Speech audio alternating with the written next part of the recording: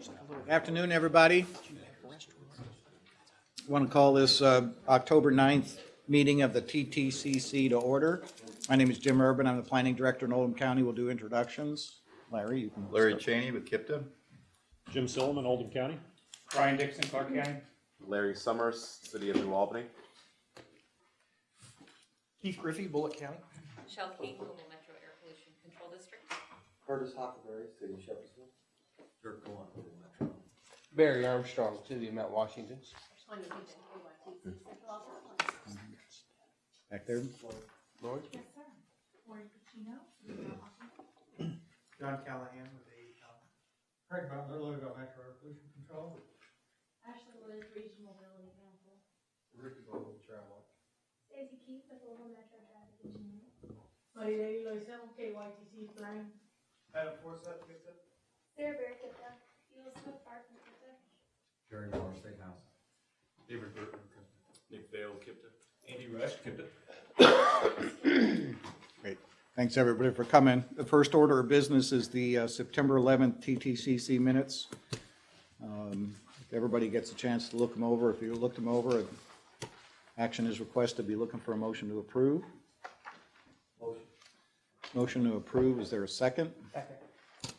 Any comments, questions, changes that should be considered? There being none, all those in favor say aye. Aye. Ayes have it. I don't imagine there's anybody opposed. Next item is the public comment period. Anybody from the public that wants to say anything or have any items to bring in front of the TTCC this afternoon? There being none, the Transportation Policy Committee report, David. Thank you. The Transportation Policy Committee met on September 26th. There was a pretty full agenda, starting with the rideshare program, Every Commute Counts. There was a presentation about the new branding that they've done recently. Chairman Urban presented the Complete Streets Working Group request to continue to develop a policy for Complete Streets Working Group, and that was approved. I presented the financial plan, or a draft of the financial plan for the MTP update that you're going to hear about in just a few moments. Connecting Kentuckiana. Nick Vale presented information regarding the schedule to the update to the TIP. Ashley presented information concerning the update to the participation plan. And then I presented the kite award. I think applications are no longer. Yep, right. Friday was the deadline. Friday was the deadline. And then Nick also presented information on admin modifications for the current transportation improvement program. That concludes the report. Great. Thank you, David. Anybody have any questions about the TPC report? Okay. Stacy Keith is going to give us a presentation about Louisville Metro Traffic Signal Program. Stacy?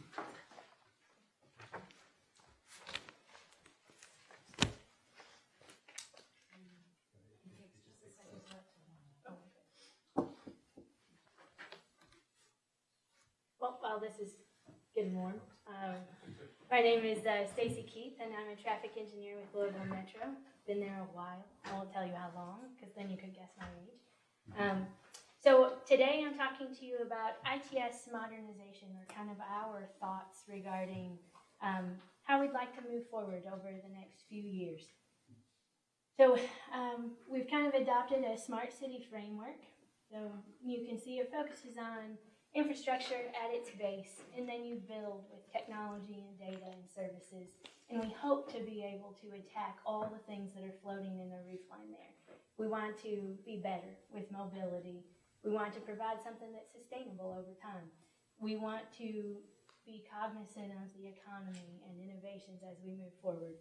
And then we want to focus very much on health and safety. We want to make sure that the things that we're doing are propelling us forward in an effort to make sure that people move safely and efficiently across the county.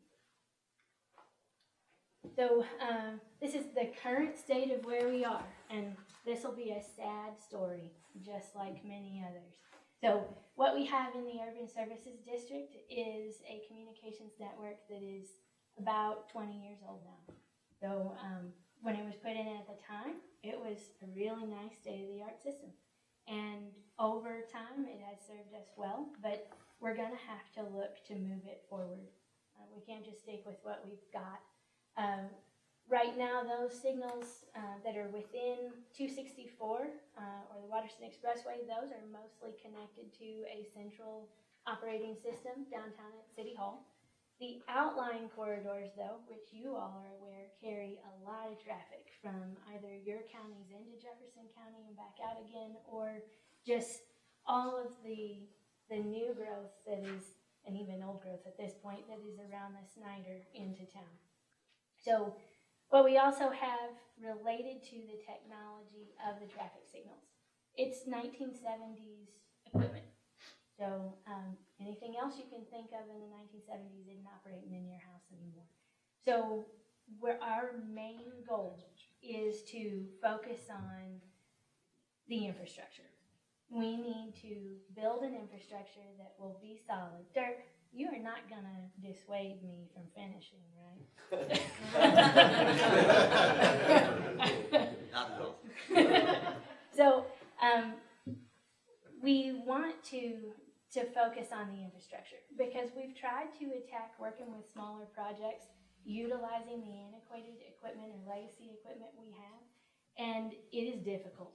There's no book for how you make it work. So the reality is we fix that infrastructure, we focus on getting Ethernet into the cabinet with a 2070 controller, which is kind of the new controller that we're going to work with. And then we focus on getting some communications out to those spots that is going to allow us to communicate with them from downtown. So from the same place that we already communicate with the rest. And then data. There's no central system for data storage. However, there's a lot of data. We're probably right on the edge of having so much at our fingertips that we don't know what to do with it all. But there's not a lot of sharing either. Or if we do share, we reach out to an individual via an email and we ask. And hopefully we know that those people have the data that's there. So we've got hopes for doing something better with that too. This is our end goal. So an infrastructure that would include all of the traffic signals in Jefferson County, but that number we estimate in a couple of years to be 1,010 that would be connected to a downtown traffic center. So a central system. And then technology that would include deploying new 2070 controllers to the entire lot. The ATMS is already in place. We'll get to a new slide for that one. With regard to the data, we'd like a data warehouse where we have metro-wide sharing. We want to be able to share everything that KIPTA has and knows about with everything that we gather and have and know about, with the things that you all have, so that we can make better decisions moving forward. So overall, modern traffic signal system with sustainable funding, which from our previous system, we've learned that everybody is really good about paying for a project. We can get that part done, no problem. But we struggle to sustain those projects over time. It was easy for us to say when the first system was put in that it was a state-of-the-art system 20 years ago. It's going to be a challenge to be able to say that we maintain a state-of-the-art system 4 years into the future. So they're current projects. Some of them have been completed. Some of them are still underway.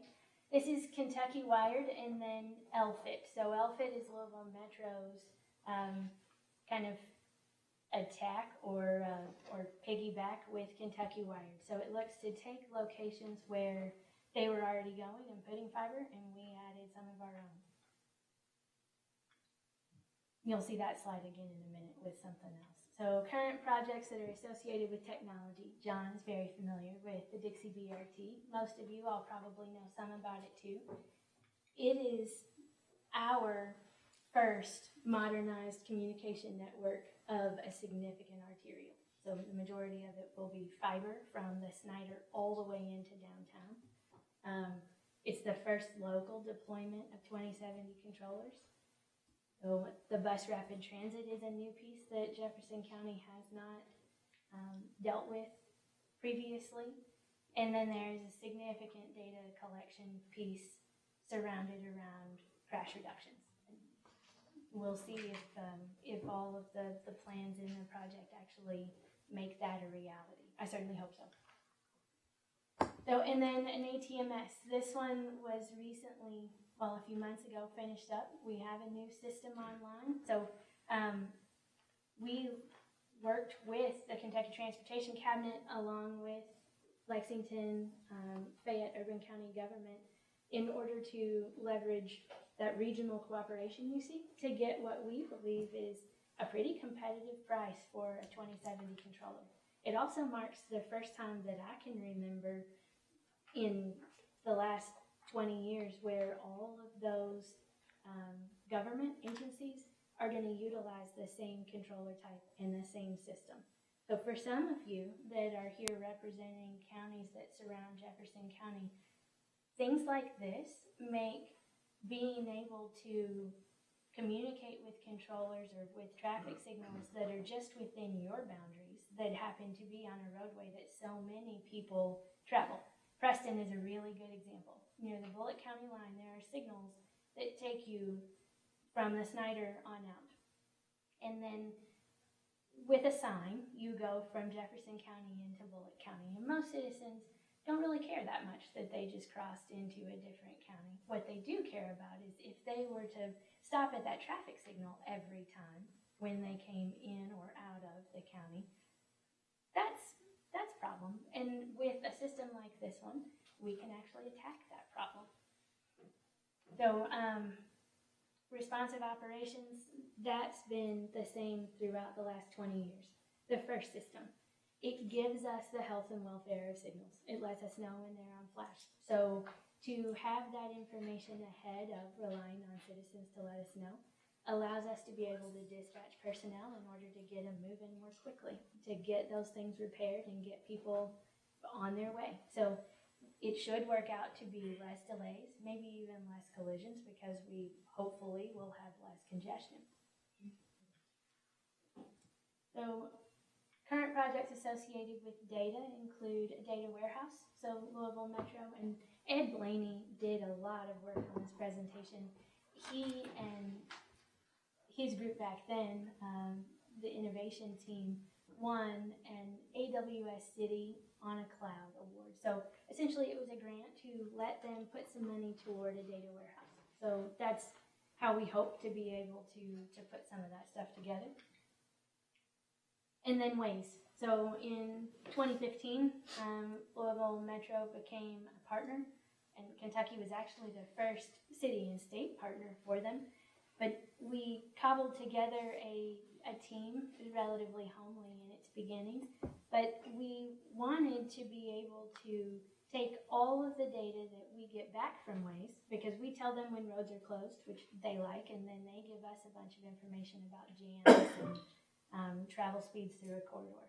So, but it's a ton of data. So our IT group worked to be able to scrub a bunch of the stuff that we didn't need out, and then the innovation team built us a template using Power BI that allows us to look at the locations within the county that have the highest concentration of jams.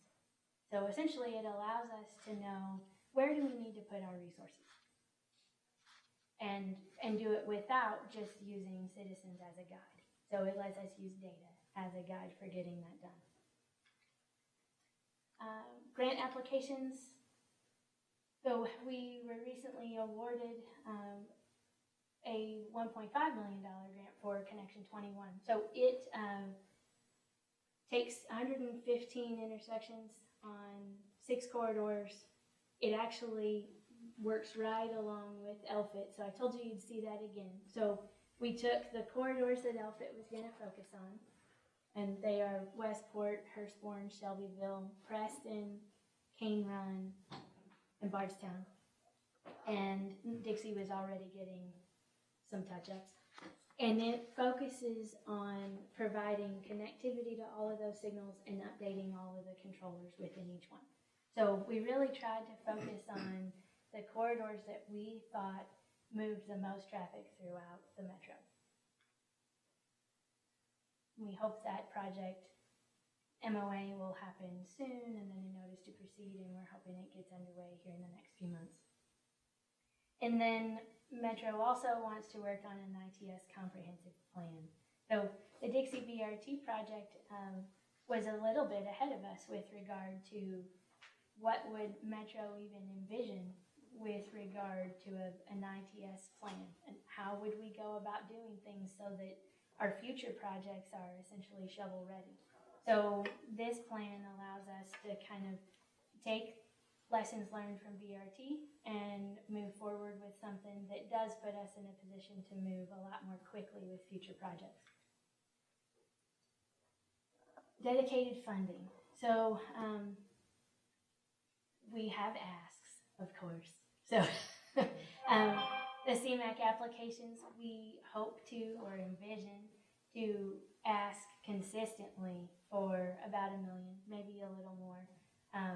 Many of these projects, like I just mentioned, where you're overhauling an infrastructure, especially the size of ours, is going to take 5 to 10 years. It's not something that happens quickly. As a matter of fact, just to replace the controllers, you're looking at $2.7 million, and that's on the low end. So that doesn't speak at all to connecting them with any type of comm. So then we would eventually like to ask for SLO dollars or some other annual dollars that help us consistently be able to move forward and keep the system that we build moving in the right direction. Most of these things, as I mentioned, the money's going to focus on, in the beginning, the master plan, and then after that, upgrading controllers and computer equipment, hardware within our offices, and then the fiber. And we're going to concentrate on that, I believe, until we're very nearly finished. So it's very difficult to push back on all of the toys that are out there, all of the really cool things that are available to work with. But I think that we're in a position right now where we realize that we need to put our investment in a place where it's going to set us up to succeed in the future. Any questions from anybody? I have one. Sure. Probably a silly question. Are all the traffic lights in Jefferson County controlled from the same place? We would hope that they will be eventually. But not now? No. So, So if you had to change the traffic lights, you have to go out to it, yes, to the location. But eventually you will have control of all of it. Mhm. That's a plan? that is the plan, yes. That's a big plan. Will it still have opportunity for the police, like on traffic jam, where they can open the box with the key and put it on flash? Oh, sure. You know you do that. Yes, so most of what I've focused on today has to do with how we would deal with them in a remote status, but it doesn't replace the boots on the ground. So it doesn't replace the technicians that we have that would be out there working with things, or the police opportunity. It may actually work to benefit both groups a little bit more. You know, the police, 2070 controllers are easier for that to occur than some of the older ones. not to mention that, you know, the police have a significant presence with regard to cameras within Louisville Metro. We don't right now. There could be opportunities in the future where we look at the option for them to have some cameras at locations that could be beneficial for them, and then us have a feed to see things that are beneficial to us. Yes, sir. Have you looked at the cost of running the fiber versus just moving forward with more of a cellular-based approach? So, yes, I mean, and I think what's going to happen for us is that it'll be a hybrid system. I don't see that we're going to roll out enough cash to be able to put fiber throughout all of Jefferson County. We wanted to capitalize on those opportunities with Kentucky Wired and LFIT, but KYTC's plan of attack is to use a cellular option for most of the stuff they have in surrounding counties. So I think that there will certainly be an opportunity for that application in Jefferson County as well.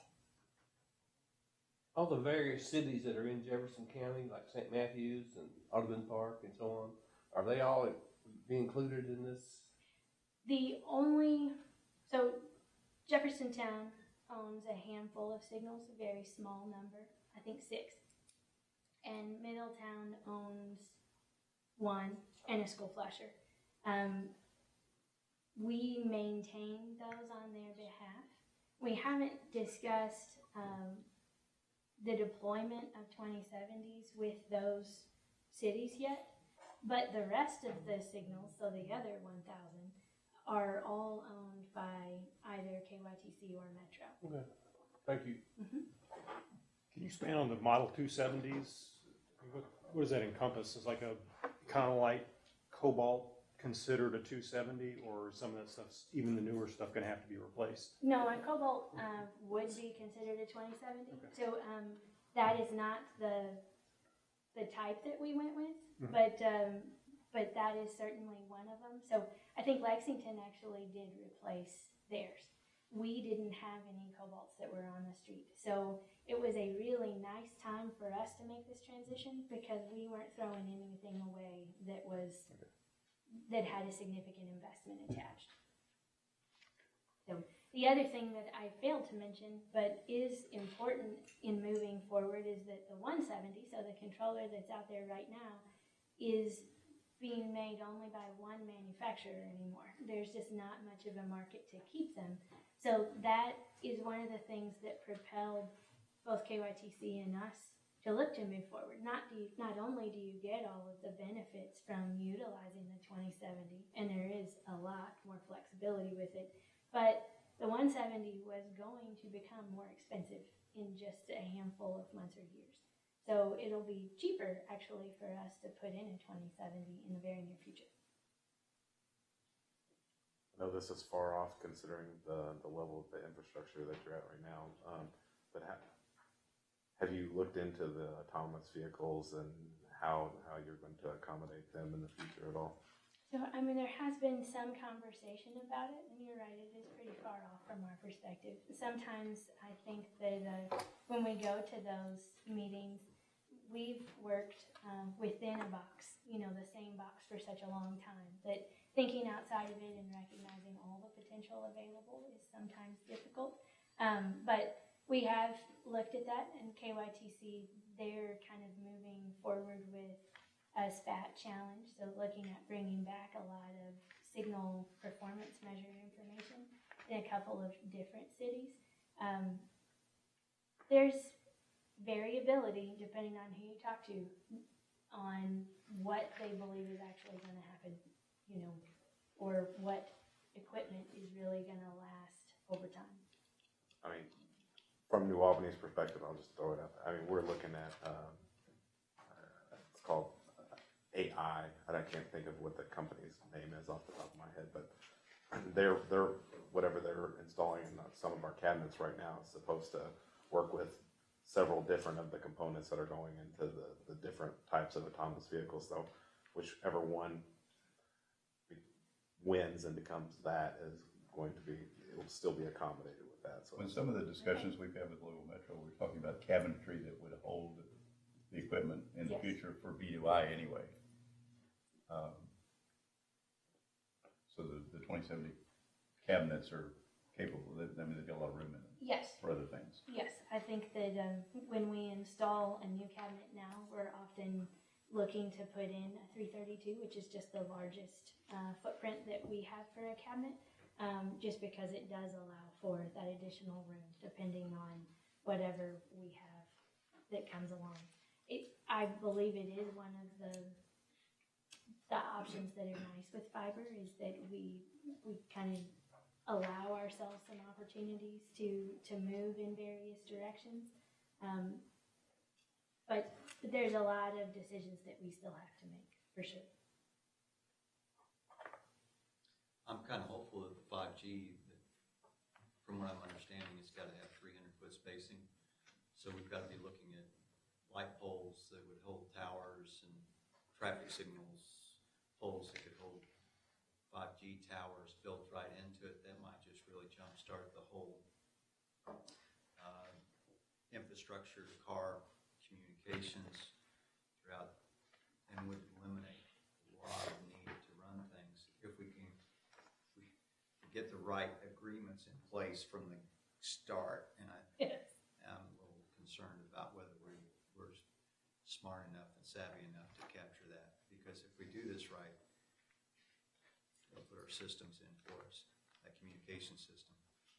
Right now, we've had a handful of companies come in and they want to put in small cell towers. And so presently what they've been doing is replacing a street light here or there, and they put in their little small cell, and then they have what they need. Moving into the future, how do we decide to capitalize on that? They are in the right of way.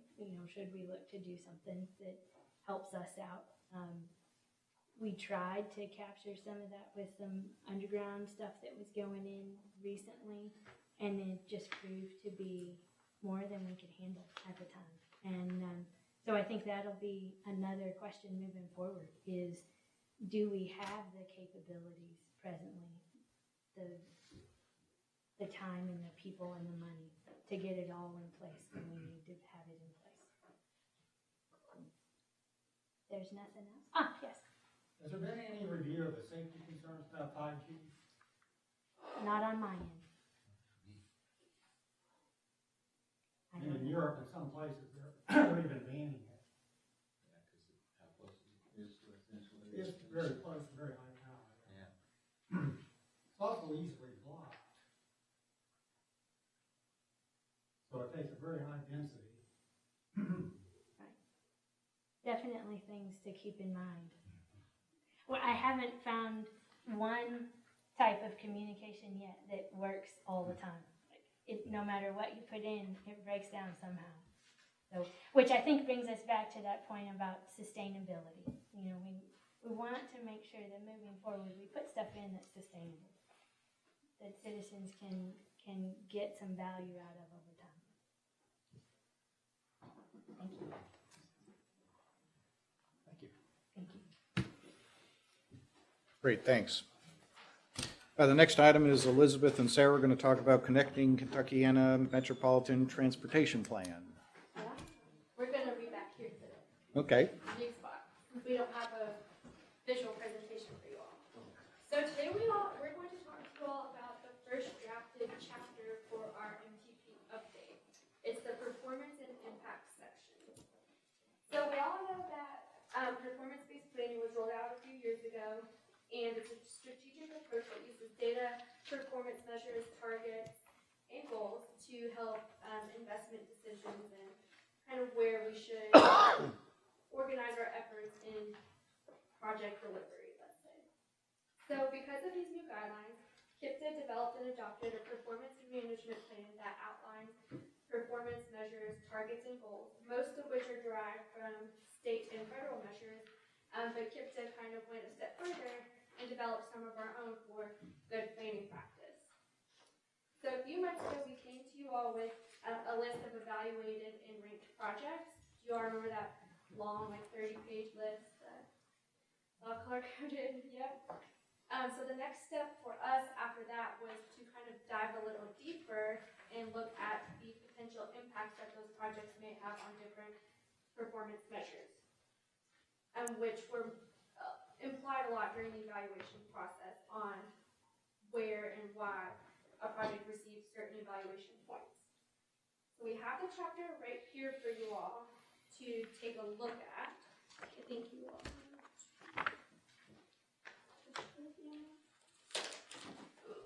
And this was what was in the link on the Yeah. memo. It's a big chapter. It's the most data intensive one we have. Let me make sure. Does anybody else want a copy? Want to take a look at it? Yeah. Alright.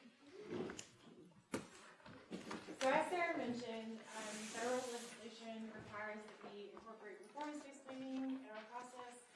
And this chapter and the analysis within it shows how we are addressing that directive, delving into the potential impacts of these proposed projects for connecting Kentuckiana, as well as on performance measures, as well as some other resources. So we have a section on potential impacts on EJ areas and on the congestion management process network as well.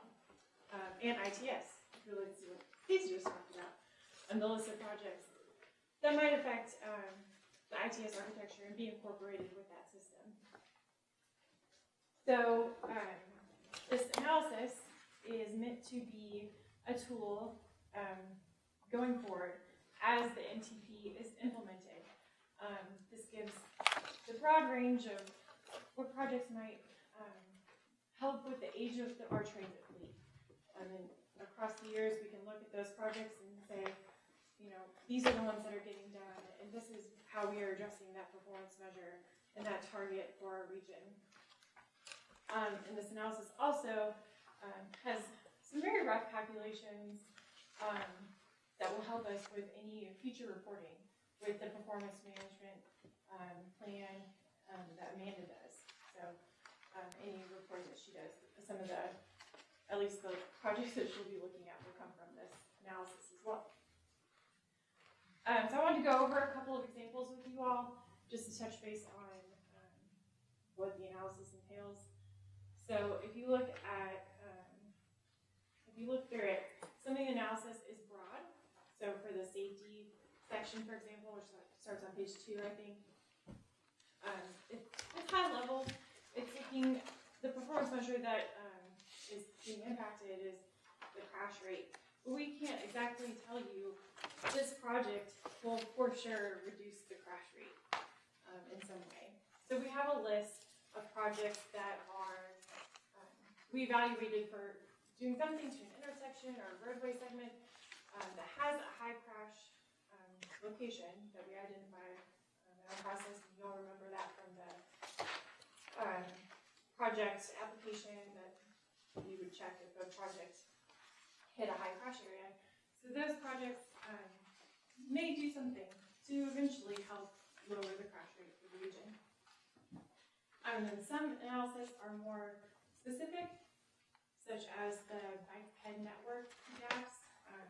We were able to identify through the evaluation process which projects told us they were building bike and ped facilities on roadway segments that had gaps. So we were able to show you that list. There's a map associated with it that shows the highlighted areas, what will be potentially impacted, as well as the shaded areas of what will not be impacted by any project. So kind of show you the scale. And that way we know going forward what to expect potentially out of the list of projects that you all submitted. And as Elizabeth mentioned, there's a few unique cases in this section that aren't directly tied to any type of performance measure. Today, I'll go over the EJ section with you all because we don't currently have a performance measure that's directly related to the environmental justice study areas that we have. We know though, because of the Executive Order 12898 and the KIPTA Environmental Justice Resource Guide, transportation projects can really impact the environmental justice study areas. And during project development, any project that was completely within or passed through an environmental justice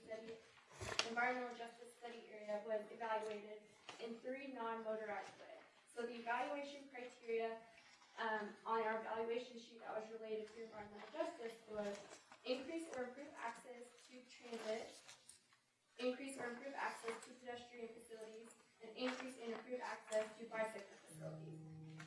And if you go to page 68, are there, like Elizabeth also mentioned, the darker areas are the environmental justice study areas in which there were projects, and the really faint ones were where there weren't any projects passing through those ones. 71, I think. The map's on 71? Yeah, I think the section starts on 68 with the list. But yeah, so the map will have all the projects that go through those areas. Yes, and the faded ones, the faded EJ areas, faded because there's no projects that go through them. Therefore, nothing would be impacting those areas.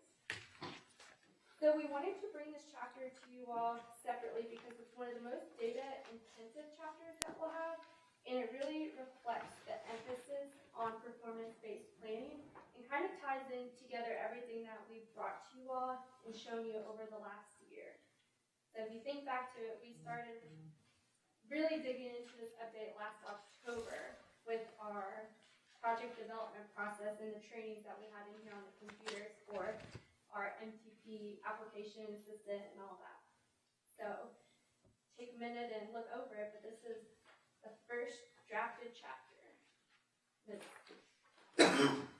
looks good. It's been a big analysis. So we hope you all like it. Yeah, quick question. Yeah, in the EJ section that you were just reviewing, there's a column with some dots on the far right. Yes, so those are roadway projects that have a non-motorized component to them. So it could be like a widening that has a header bike facility. So we just wanted to mark those ones because we know that EJ areas are most affected by a non-motorized component on it. Positively. And there's another chapter in this document where there will be a bigger section on EJ, which will kind of break down that table into more detail, kind of as a preface for this chapter. We'll probably get there in a couple months. Any more questions? So Sarah and Elizabeth, you're actually asking for action from the TTCC, and that would be to advance this chapter forward, just kind of. Yeah, to advance the development of the MTP with this chapter as a draft, yeah. Jim, could I ask this? Absolutely. Could you look at page 38?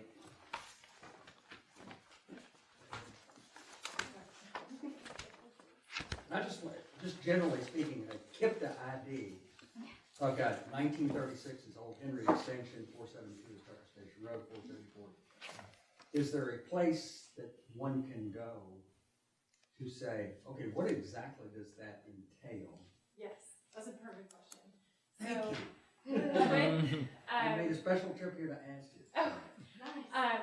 So the NTP will have a full list of projects in it in another chapter, but we have an accompanying online interactive map with the MTP that is up right now for the current MTP, and will be updated with the new projects going forward.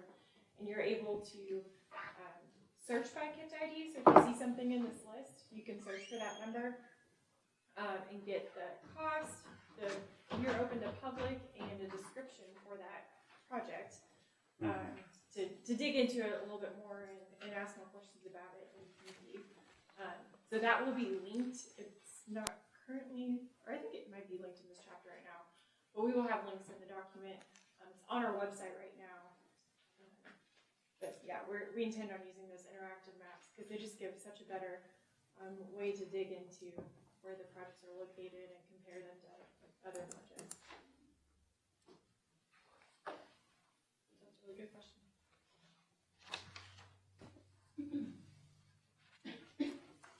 Nothing else?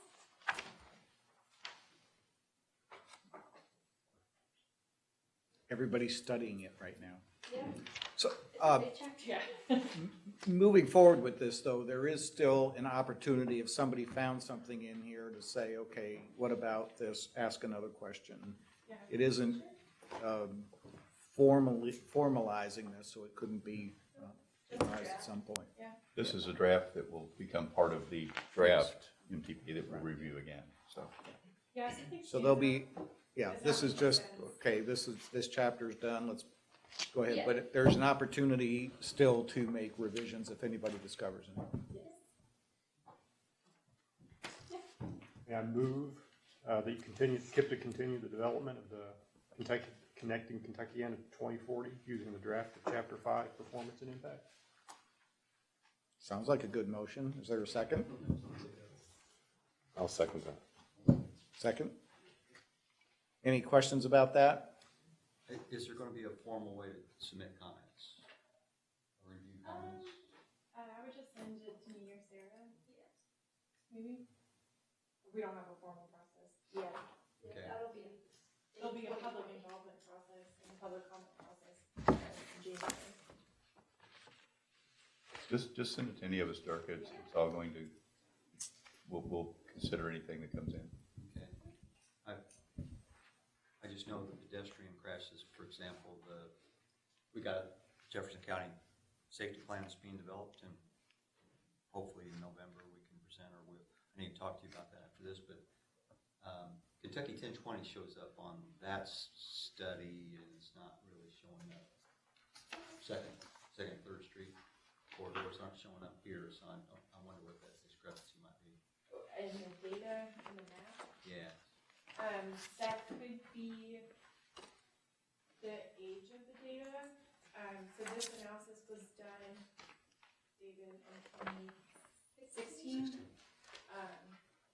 So if it's popped up with more recent data, that could be it. We have baseline data for this entire plan, and it's usually 2016. So that Well, could be it. I mean, it would be a 5-year window, isn't it? In 16, does that sound right? It should be the 2012, or excuse me, was it bike and pedestrians specific to the question? So that was 06 to 15. We used 10 years of data for the bike and pedestrian data that identified those locations. So the 5 to 14, 06 to 15. safety plan for Jefferson County is used in 2014 through 17. It's just a 5-year window on pedestrians, but they are also separating by AA crashes versus focus rather than just all crashes too, so that might be part of it. But I think the other corridors obviously are there, Dixie and Bardstown, Preston, Broadway. You're hitting the others, but that one stands out to me. We don't have to leave, do we? Including the Just other block our documents, ears. not in this one. So there's something that's not clicking there for me. Yeah, these are also. I'm going to interrupt for just a second. We've just been told that they're going to test the fire alarms. Doesn't mean that it's an actual drill. So, just testing the fire alarms if it goes up. Yeah. Yeah, it's not a drill. We don't have to leave. Block your ears. My concern, and I think this point Dirk brought up, the time of the data, I assume somewhere within the document itself, we're going to discuss in detail the source of the data. We are. We document all that. I mean, a planning document is a point in time, and as Sarah said, we have to pick a baseline to develop it. Absolutely agree. So that way, if it's in here, then there's no questions about it. 3 years from now, when we're doing the same thing again, then we'll update the data at that point. I want to reiterate my concern about like Market Street or Newburgh Road. Newburgh Road is not identified as a sidewalk gap, and because there's a sidewalk on one side and it's not a safe condition to cross multiple lanes and get to the other side. So that still in my mind is a sidewalk gap. East Market's got a one-way facility which is 5 feet wide against a 7-foot parking aisle, and it's not a safe facility at all. And there's no contraflow. That serves only one direction, and it doesn't serve anything to the west. So to my mind, that's still a bicycle gap. Sure. Well, the gap analysis is not the final say on where gaps exist. It's a first look. I think that I'm sure everyone has similar situations where they think that it would be safer if there were sidewalks on both sides of the road. Our analysis was just to that first cut. There may be other issues that we want to take a look at. But it has such dramatic effect to the scoring, from what I can tell. Well, in the evaluation, that was considered. It did get points, but there was a gap on both sides that had more points than if it was just on one side improvement. But that's just not safe condition after you try to cross 5 lanes to get to a sidewalk on one side. It certainly doesn't. Here we go. Your time is up, Dirk.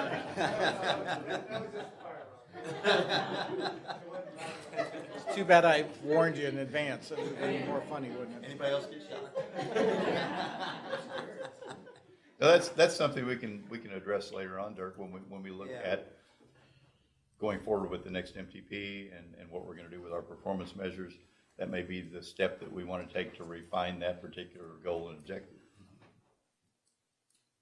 will say this, with the better data, especially since you all just did an inventory countywide, with better data, we'll be able to do better things.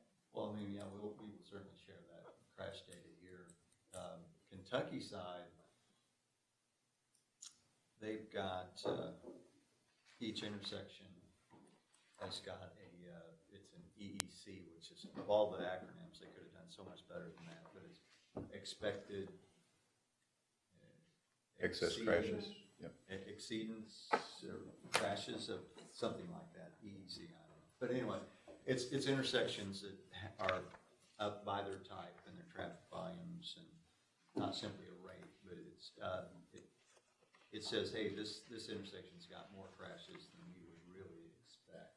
They've done that for the entire state, so we've got it all for the Kentucky side, which can then possibly roll into some of the things we're looking at. I know we're going to leverage it for HSIP. Though, interestingly, of the top 1,000 intersections with higher EECs, it's not a good thing for Jefferson County's got about 500 of those. So we've got a lot of work to do right here in this county. I just noticed the air quality analysis and conformities on the cover sheet, but not in the package. See? Another part that'll be added to this chapter, or, okay. Yeah, Andy's actually presenting that next. And it will be Oh, added so to what, the chapter. It's covered. in there, thank you. So we do actually have a motion and a second on the floor, and then we had other questions or comments. Anybody else? There being none, all those in favor say aye. Aye. Any opposed, like sign? Ayes have it. Thank you. Thank you all very much.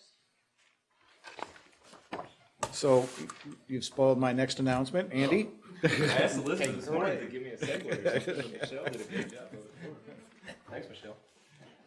I was gonna look for the air quality stuff. Yeah, we've got you covered. We've got you covered. The reason it's not in there, by the way, is that this, what I'm getting ready to talk about, was just wrapped up, Greg, a week ago, week and a half ago, something like that. So this is hot off the press type stuff. So we'll get it incorporated in that chapter. We'll get all of the other things that we typically do that put together too. So as you guys are well aware, I'm going to kind of go over real quickly the air quality component of our MTP update.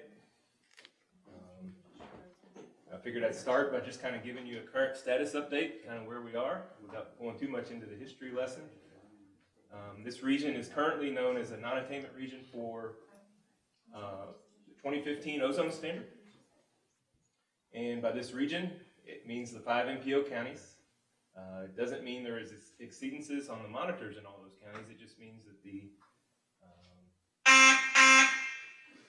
that the EPA thought that they thought a couple things. One, that those counties could contribute to the exceedances in Jefferson County, and I believe one in southern Indiana, if I'm not mistaken. So Greg and Michelle, feel free to chime in if I say anything that's incorrect or needs correcting or clarification.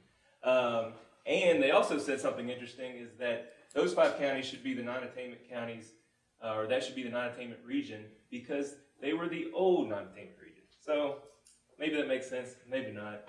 Some people might say that it should just be the counties that have exceedances. But here we are. All 5 counties are part of the non-attainment region. We are not non-attainment. In other words, we are attainment of one of the other things that has persisted and been a problem for this region, and that's the fine particulates, the PM 2.5. Okay, so the most recent standard for that was back in 2012. And so we were designated attainment or unclassifiable. We're attainment. We was unclassifiable / attainment. Now we're attainment. So we don't have to worry about that for the time being. And for that matter, until they lower that standard, all signs point to being in real good shape on that. There's lots of reasons for that. But let's hope that that's in the rearview mirror for the long term. Ozone, it's not as if, on that front, it's not as if the ozone, ground level ozone is getting much, much worse. In fact, the long-term trend is that ground level ozone is getting better, if not much better over the decades. It's just a matter of that 2015 standard being tighter than the 2008 standard, which, by the way, we were attainment of in its entirety, which was tighter than the 1997 standard, which we were always non-attainment, or what they call maintenance, which is getting better, but you've got good data, but you still have to do some things to show that you're not going to get worse again. So what does all this mean that we're not attainment? It just means that we have to continue to do the air quality performance analysis. So I put continue to up there because nothing's really going to change. We're going to continue to do it the same way we've done it for a long time. What does it mean to do an air quality conformity analysis on the long range plan? Well, this is it in a nutshell.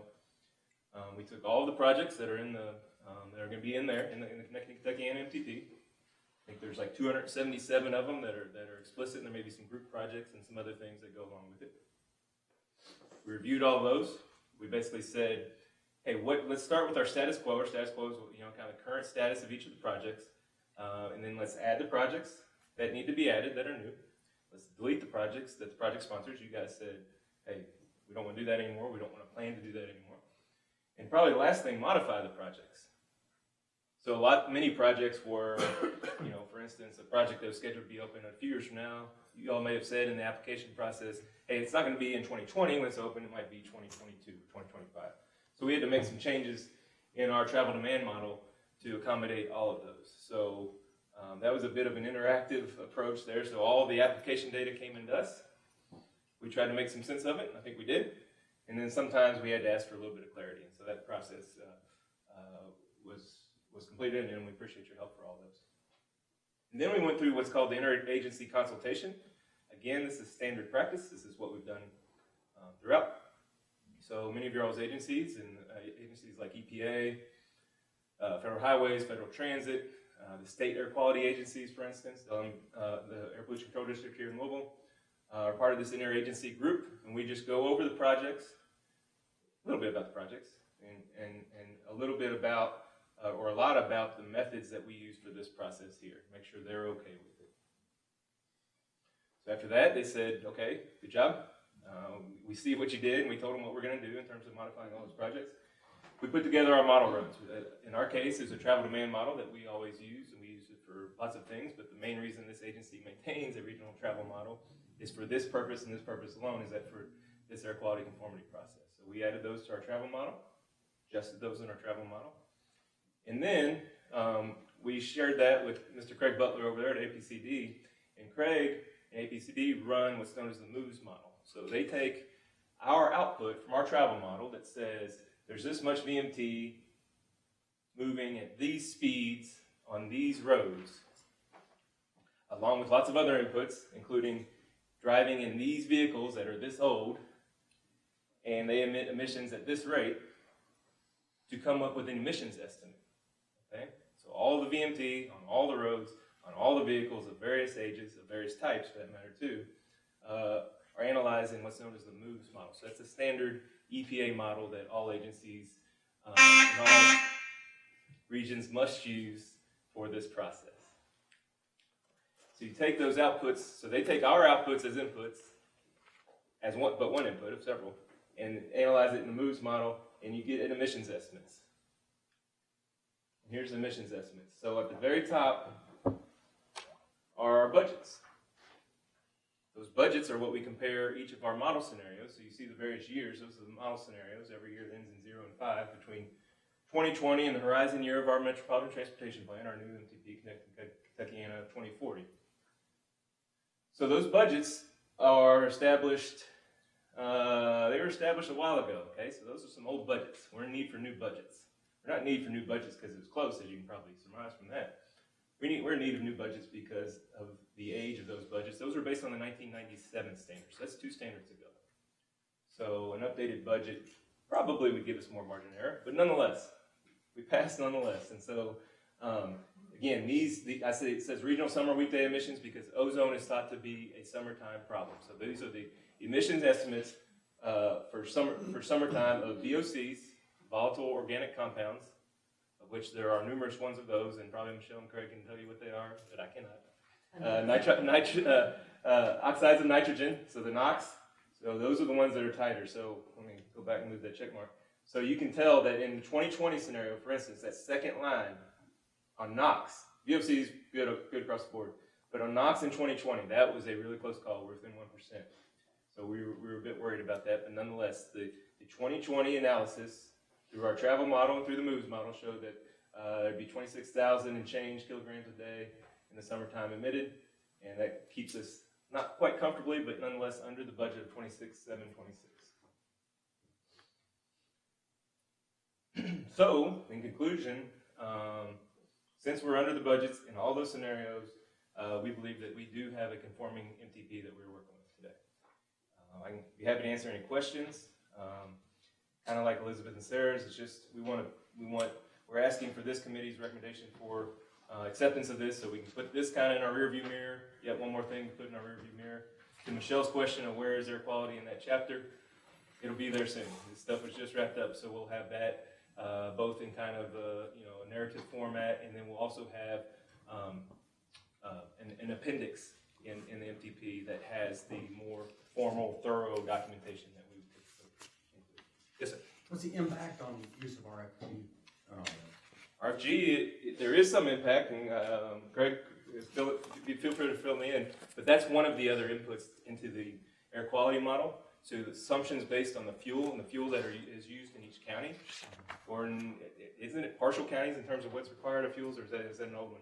Currently with MOVE, it's all the same for each county. Okay. So we're a RFG area for these counties. So Oldham County and Bullock County require RFG? It's actually distributed that way, it wasn't originally regulated to be that way. Has to do with gas formulation distribution. I do know that Kentucky DAQ has asked us, and I think they've looked into it in Cincinnati, about is RFG, quote unquote, worth it anymore? Is the additional cost at the pump, is it worth the emission savings and the cost that might come with them? So that's being studied. I think that's ongoing, and so it's still in force now. That was improved for the northern Kentucky counties. At the time it was, they were not non-attainment for ozone. They are non-attainment now. The kind of things that we have to look at in that is because that is part of our state implementation plan, so it's federally enforceable requirement. So we have to look at, if we remove that, would the emissions penalty, the increased emissions that we see, be offset by some other source of emissions reduction? So that's Which part of the does conversation. RFG mostly affect, VOCs or axes? Greg, you've run some numbers on that. Is that Both. To some degree, both.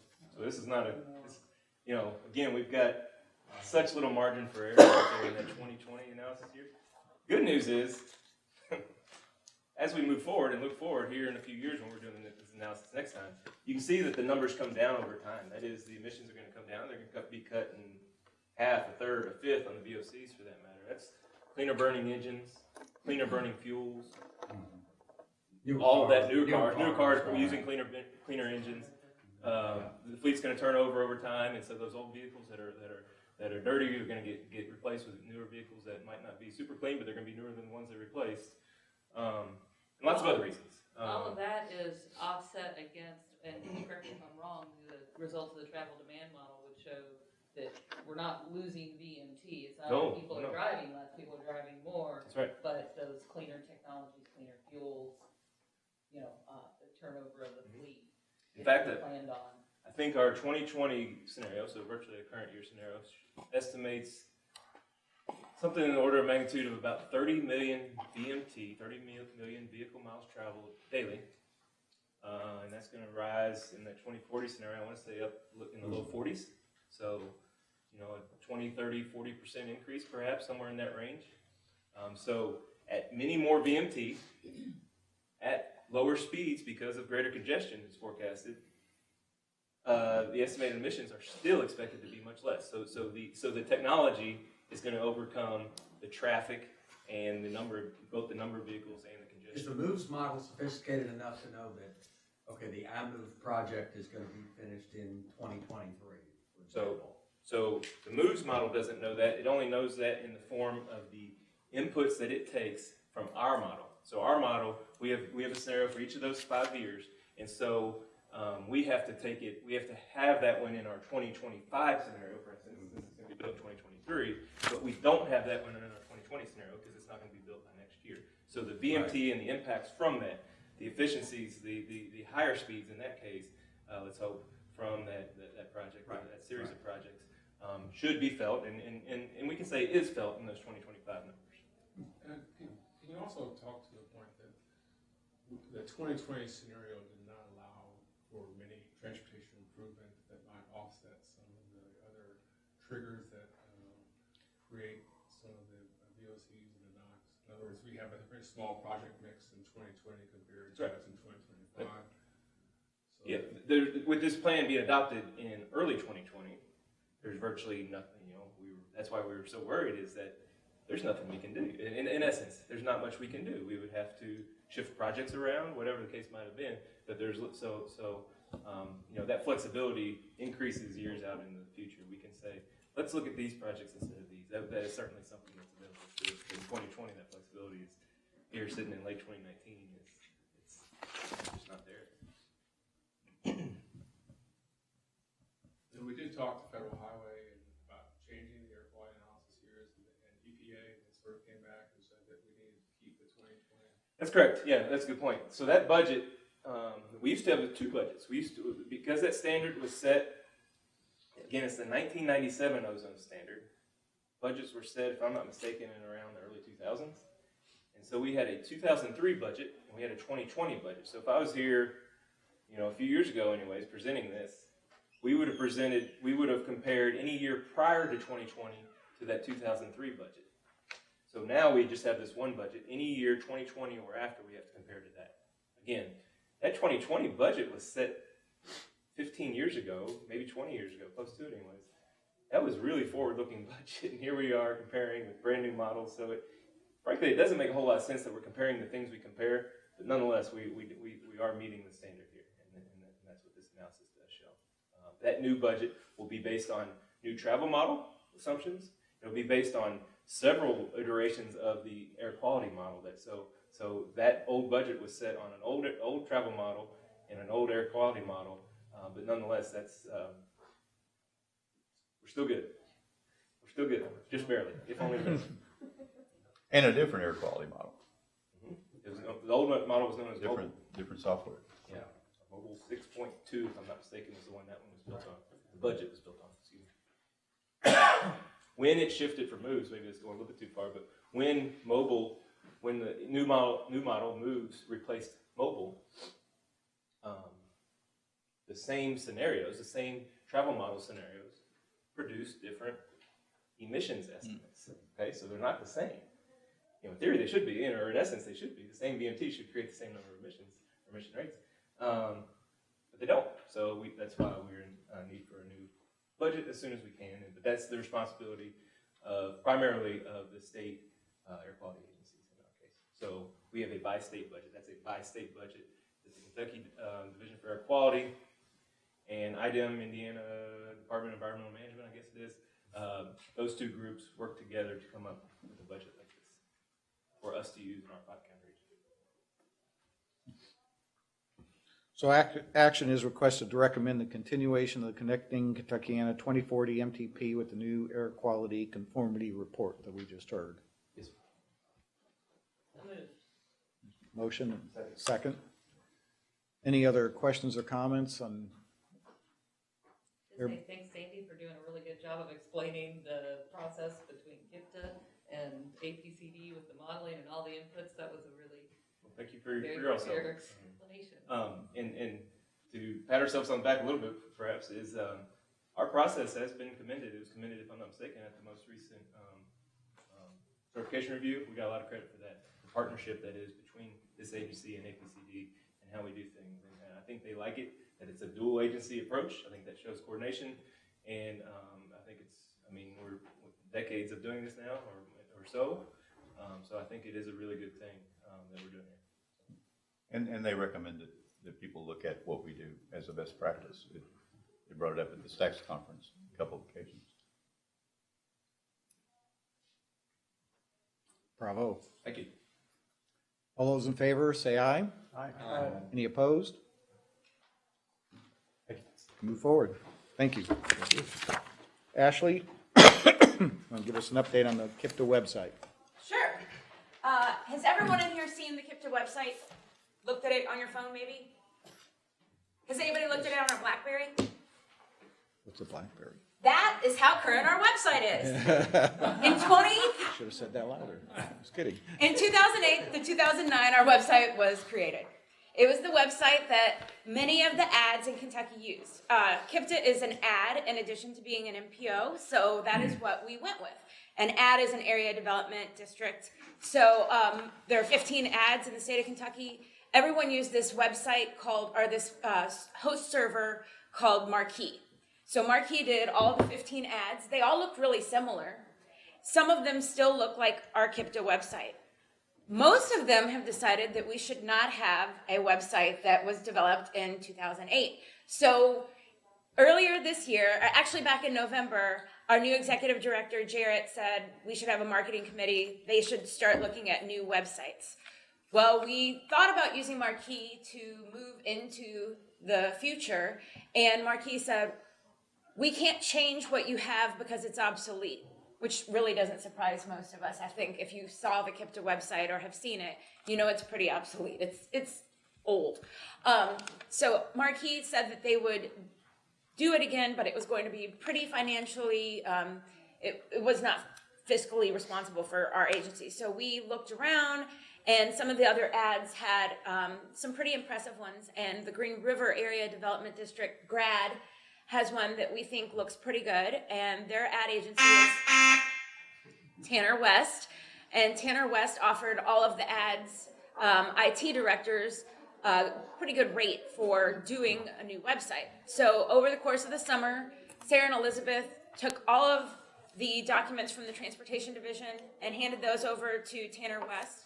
Our Social Services Division handed that over. Our Community and Economic Development Division handed their stuff over. So right now, where we stand, Tanner West has our information. They are uploading that now to the new website, and we've seen a mock-up, is their term, mock-up, of what the new website will look like. It looks very similar to what GRAD's website looks like, but we kept a few things the way we wanted them, and GRAD changed stuff to the way they wanted it. It is much better looking than what the 2008 version looked like, because no one in here has a BlackBerry, so we should not have a website that was developed back then. Right now we're still using Marquee, and you are still getting your meeting notifications sent out through Marquee because that was something that they offered. When we move to the new website, it is a WordPress website, so it doesn't offer the email blast function that Marquee offered us. So I'm going to be sending meeting notifications through Eventbrite. So when you see a meeting come through on your email and it says Eventbrite, it's going to be your TTCC or your TPC notification. That's how I'm going to do it. We're importing all of our contacts from Marquee into Eventbrite, and that's how we'll do that. During that process too, if we're within a week of a meeting and you don't get something, let us know in case your email's blocking those. Yeah. When is that going to start? Well, they say that they're on schedule to have it completed by the end of October, and we've only seen one rendering. So I'm not sure that it's actually going to be finished by the end of October. Our IT person feels confident that they are going to have it done, and there will be some hiccups, I'm sure, that we'll have to ask them for revisions on the website. They said that as many revisions as we need, they're happy to do as long as it's within reason.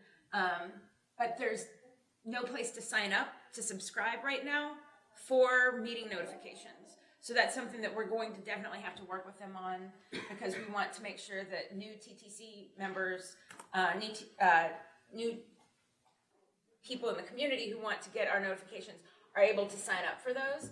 So that's just one of those kinks that we'll have to work through as it is developed. But for right now, we still have a website. It is still there. And it's just, it's the old website, but hopefully the new one will be up by the end of this month. I don't have a page to show you yet because we don't have an actual link to look at. We were just given an image of what the new one looks like. But it will still be kipta.org, so you will be able to access it the same way. It will just look a lot easier. It will the easier to find documents, we hope. There's a lot of text on our current page, and this new one is more visually appealing and less text. Obviously, the documents that have to be on there are on there, and you'll be able to find those on the transportation link. But as far as the actual look of the website, you're not going to go to a white page with links all over it, because that was just how people did things back then. So, like Stacy said, most people don't have things in their house from 1970. And now our website is not going to look like it's from 2008. It's going to look like we've actually put some work into it, and hopefully working with that ad agency, we'll be able to keep it looking new and appealing to people. And also for the citizens who use it, they will be able to find things much, much easier. It's a lot more user-friendly. You should be able to find things without searching and searching and searching. And once we do get it launched, if you take a look at it and make sure that the things that you need and that you use, you can find, just in case. Any input would be welcome. Almost hesitant to ask questions, but I assume there'll be some kind of ability to do an app, maybe something like that associated with the website where you can link straight into it. Not yet. Not yet. Potential, I don't know. I'm just throwing that out. It's supposed to be mobile friendly. So it is mobile friendly, but it doesn't have the app functionality yet. And if you want to see what it's going to look like, then you can go to gradd.com, because it will look like the grad website. It will just have KIPTA on there.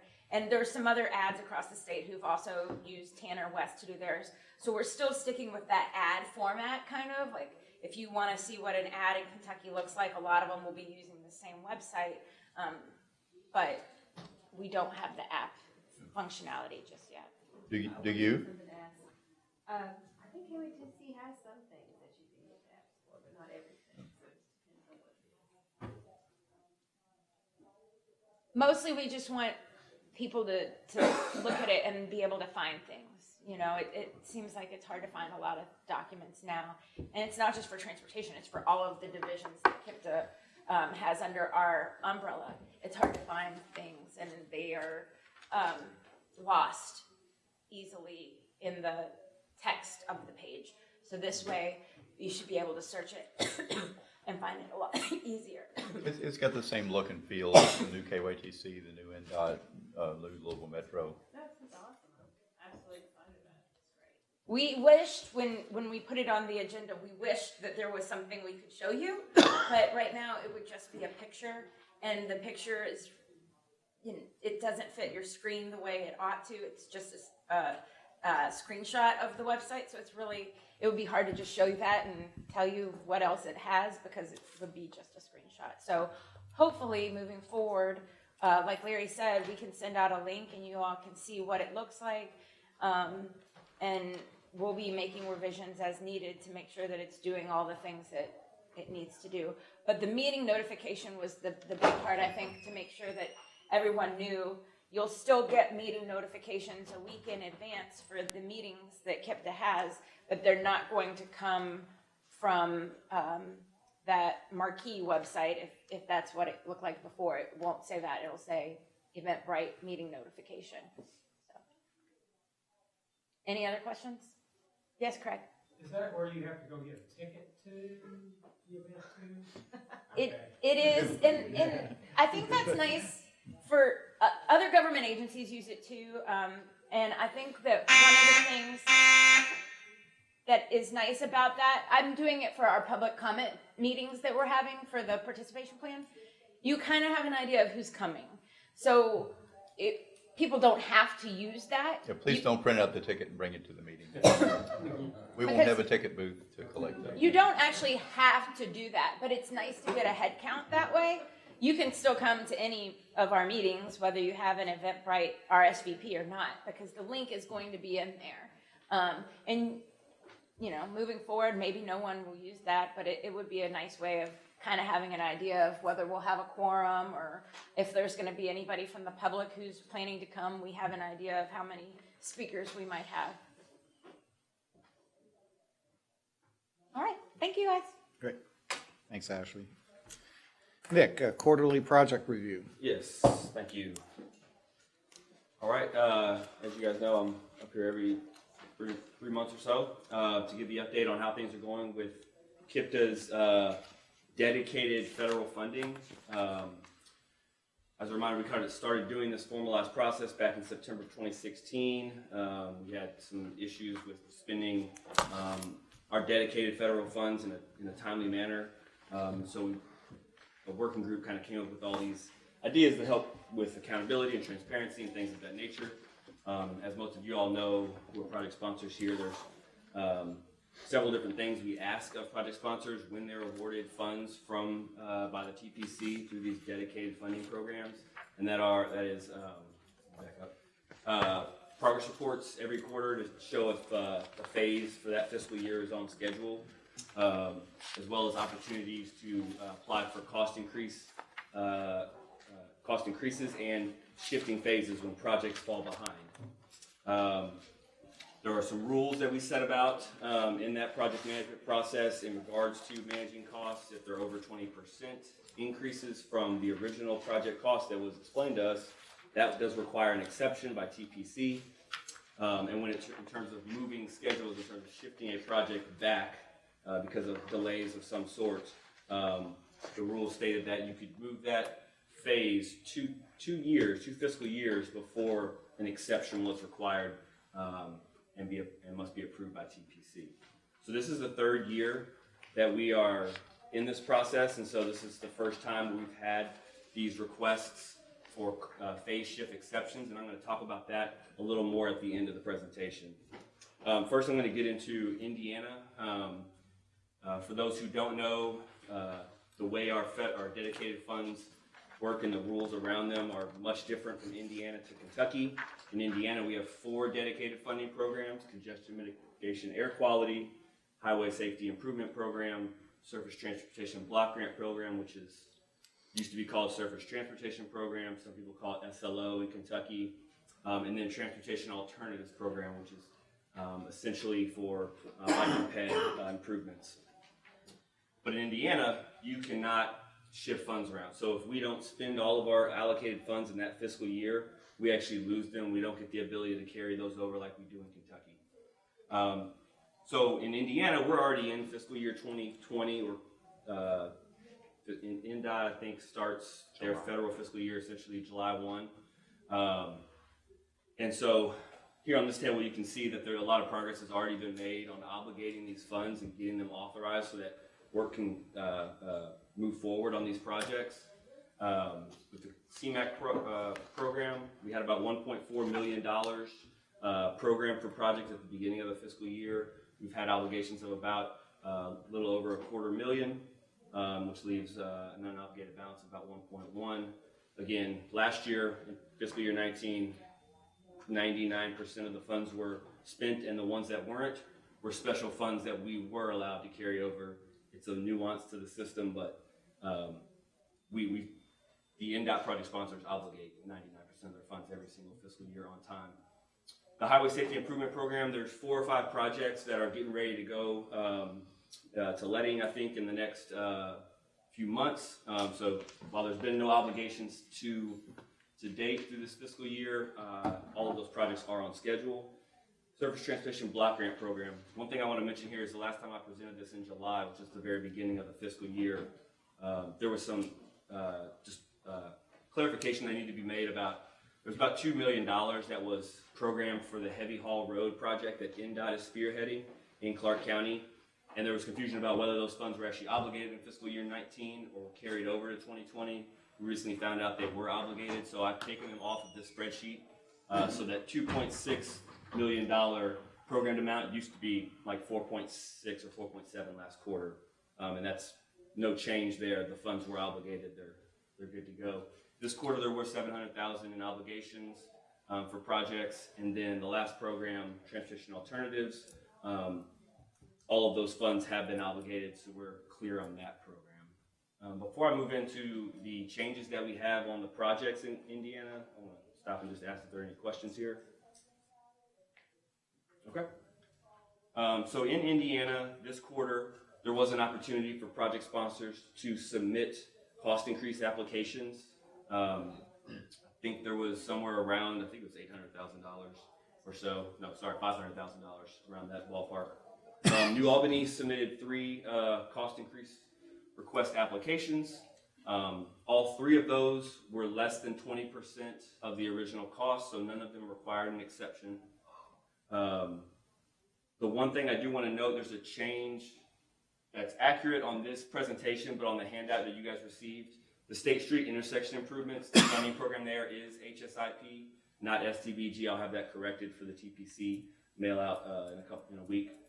But that's a clarification there that they're being awarded HSIP dollars, not STBG dollars. So these 3 projects were submitted and approved, and my request at this time is for TTCC action to recommend TPC approval of the 3 cost increase requests in Indiana. I'll make that motion.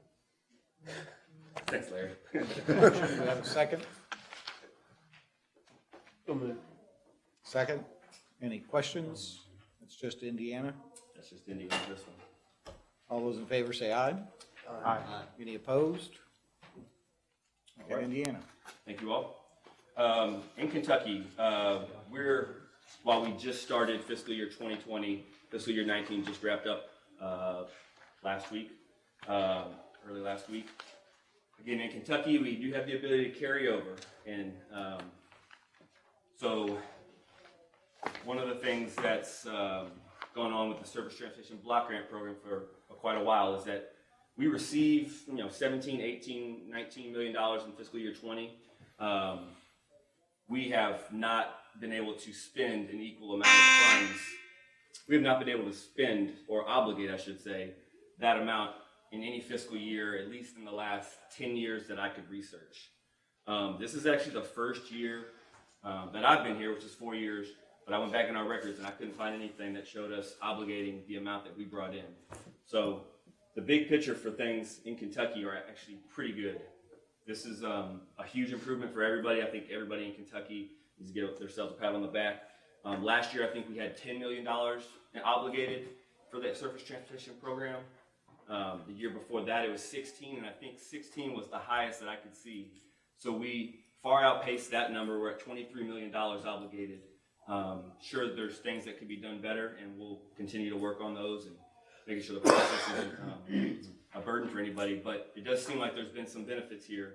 $23 million obligated versus we received about $19 million. So we actually reduced our carryover balance by $4 million this year. I think that's the first time that's probably ever been said in the last 10 years. So congratulations to the Kentucky project sponsors, KYTC. District 5's not here, but I'd say the same to them. So things are looking much better. Now down at the bottom of the Surface Transportation Block Grant column, you'll see shifted funds. So again, this was an opportunity where some projects didn't make it. So unfortunately, those folks requested phase shifts. Some of those are exceptions. We don't have that information for you today. A project working group met earlier in, I guess it was late September. There was a long talk. Obviously, this is the first time that any projects have submitted this exception for the 3rd year to move it out. It was a lot of these projects were scheduled to be done in 2017, and now they're asking to be done in 2020.